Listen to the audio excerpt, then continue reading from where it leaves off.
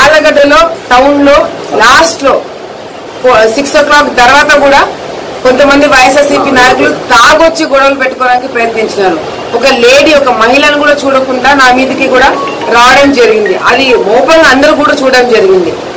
అసలు రాత్రి 6 o'clock దాటిన తర్వాత 7 దాటిన తర్వాత గొడవలు జరుగుతాయని చెప్పి అటుపక్క 200-300 మంది వచ్చినారు, ఇటుపక్క 500 మంది మా వాళ్ళు వచ్చినారు.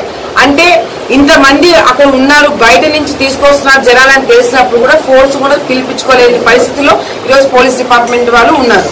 మా ఇంటి లోపలికి వచ్చి పోలీసులు మా వాళ్ళని కొడుతుంటే కూడా చూస్తూ కూర్చున్న పరిస్థితి కనిపిస్తుంది. అంటే ఇదంతా కూడా కావాలనే ప్లాన్ గా చేయడానికి వీళ్ళందరూ కూడా చేయడం జరిగింది.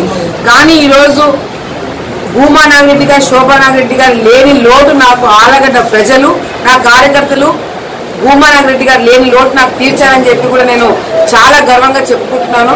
ఎందుకంటే నిన్న నా మీదకి రావడానికి, ఒక మహిళ పైకి రావడానికి, నన్ను కాకపోతే నా భర్త మీద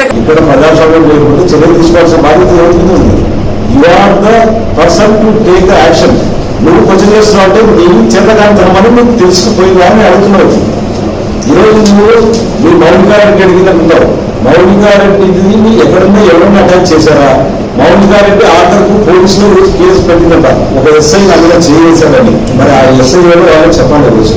తర్వాత నా కొడుకు ఎమ్మెల్యే క్యాండిడేట్ గా పడకలోకి వస్తే నా కొడుకు జీప్ ఎక్కి బాగా కూర్చుంటాడు. ఆ వీడియో కూడా వైరల్ చేస్తున్నాం, చూడండి.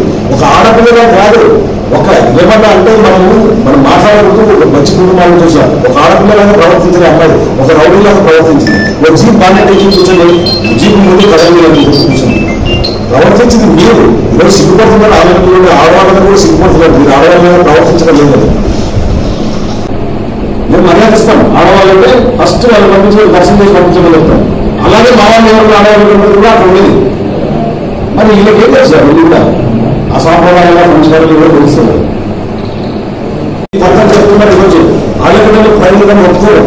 మీరేదో ఉంటే ఈ ప్రాంతంలో నువ్వు ఎక్కడి నుంచి వచ్చినా ప్రదేశం కానీ ఈయన మాత్రం ఈ రాజు చిన్నతనాలు నీకు ఈరోజు బయట నుంచి మనుషులు తీసుకొచ్చి ఒక బౌన్సర్స్ నేర్చుకుని వచ్చి నిలబడితే ఈ బౌన్సర్ కూడా అక్కడ ఆడపిల్లలు అనుకుంటే బుక్ చేస్తారు. అక్కడ ఆడపిల్లలు నీళ్ళు కూడా ఆడపిల్లలు కుటుంబాలు బుక్ చేస్తారు. నీ బౌన్సర్లో నిన్ను గమనించారో లేదో.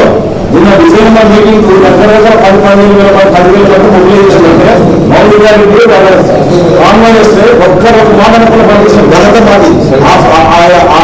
మేము సైనిక వెహికల్ పంపించినటువంటి వ్యక్తిత్వం మాది. నువ్వు మా వ్యక్తిత్వాన్ని మీరు ప్రశ్నించడానికి నీకు హక్కలేదు.